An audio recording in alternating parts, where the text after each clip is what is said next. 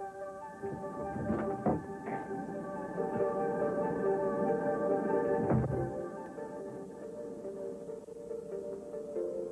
mais regardez-moi ça.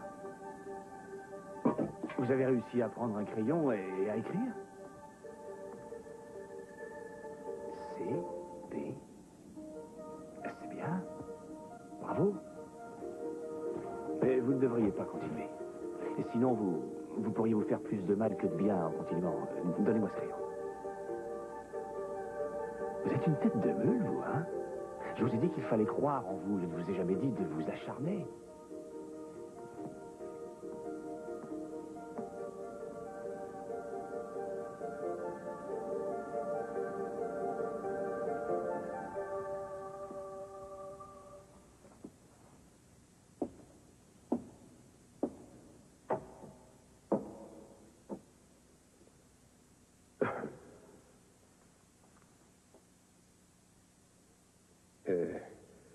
Je croyais que la prochaine fois que j'entrerais dans une chapelle, ce serait pour me marier.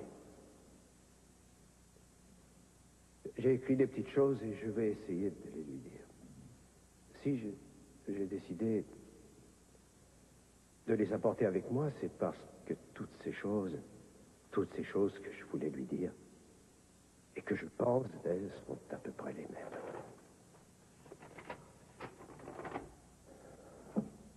Voilà.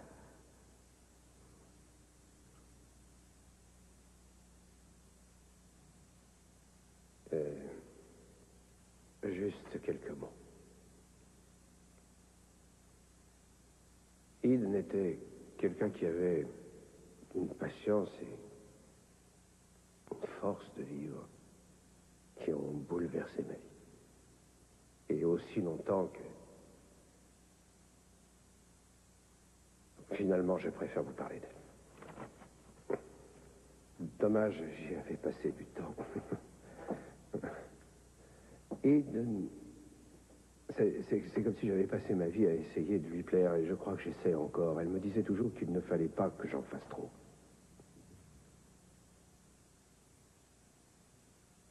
Quelquefois, je me demande comment j'aurais tourné si je ne l'avais pas connue.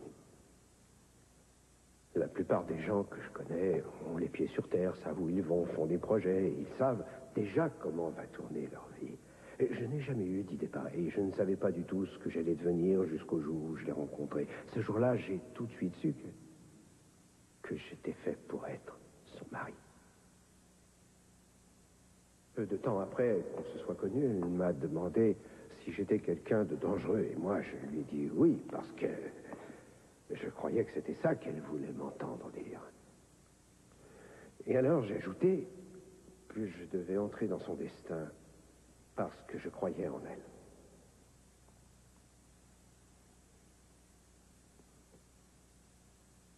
Aujourd'hui, ce qui me fait peur, c'est que je commence à oublier certaines choses.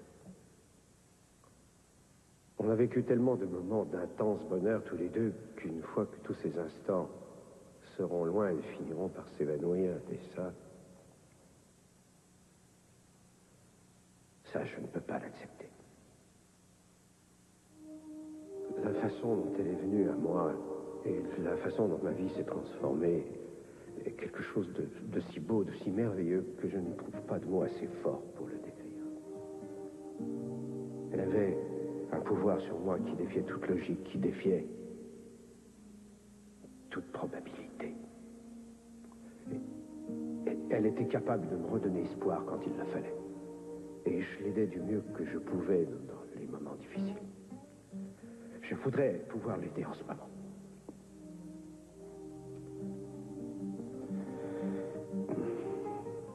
Nous avons été heureux. On a su profiter de ces instants de bonheur, croyant que rien ne pourrait jamais nous séparer. Alors qu'il a suffi de rien pour que tout se brise. Quand on y pense, peu de choses nous séparent de la mort.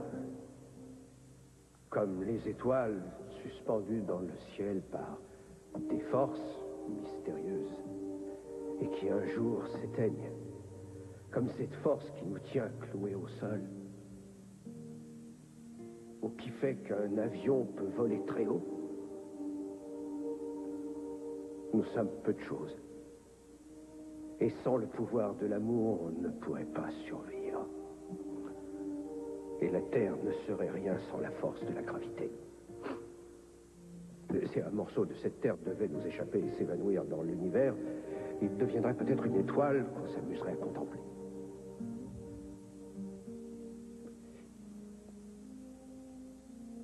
Ne pas oublier qu'on a besoin de serrer contre soi ceux qu'on aime, et puis qu'on a besoin de leur redire tous les jours qu'on les aime, et surtout ne pas oublier que chaque minute qu'on peut passer auprès d'eux est quelque chose de précieux, d'inestimable, et qui nous aide à affronter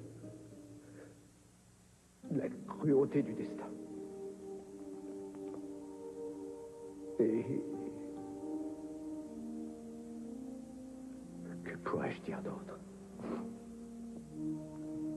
Que tous ceux qui l'ont approchée un jour ne cesseront de penser à elle à chaque minute.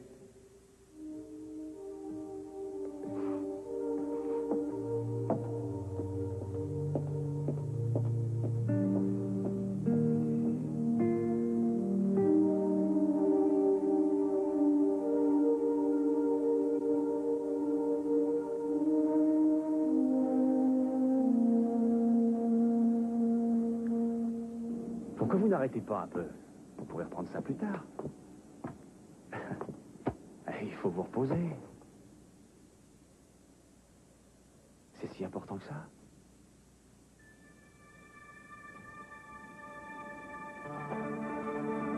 Doucement, vous allez le casser. Essayez de vous reposer. Quoi? Qu'est-ce qu'il y a?